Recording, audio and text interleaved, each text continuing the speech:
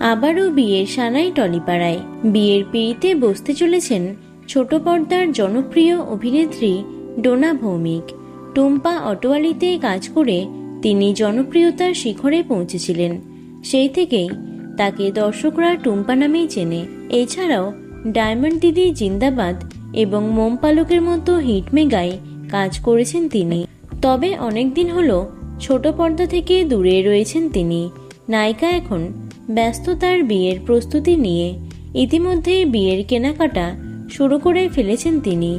অভিনেত্রী বলেন, 18ই আগস্ট আমাদের আশীর্বাদ, রেজিস্ট্রি এবং আংটি বদল, আর ডিসেম্বরে বিয়ে। বিয়ের তারিখ এখনও প্রকাশ্যে আনতে চাননি তিনি, তবে ডিসেম্বরের প্রথম দিকেই বিয়ে করবেন বলেই জানিয়েছেন। আইনি বিয়েতে অভিনেত্রী তার মায়ের শাড়ি পরবেন এবং বিয়েতে পরবেন নেপাল থেকে ডিজাইন করে আসা শাড়ি।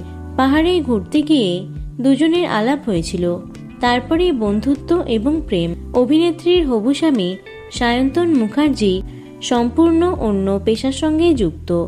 অভিনয়ের সঙ্গে তার কোনো যোগ নেই।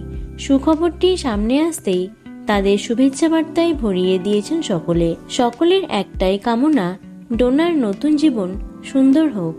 তো বন্ধুরা, ভিডিওটি এটুকুই।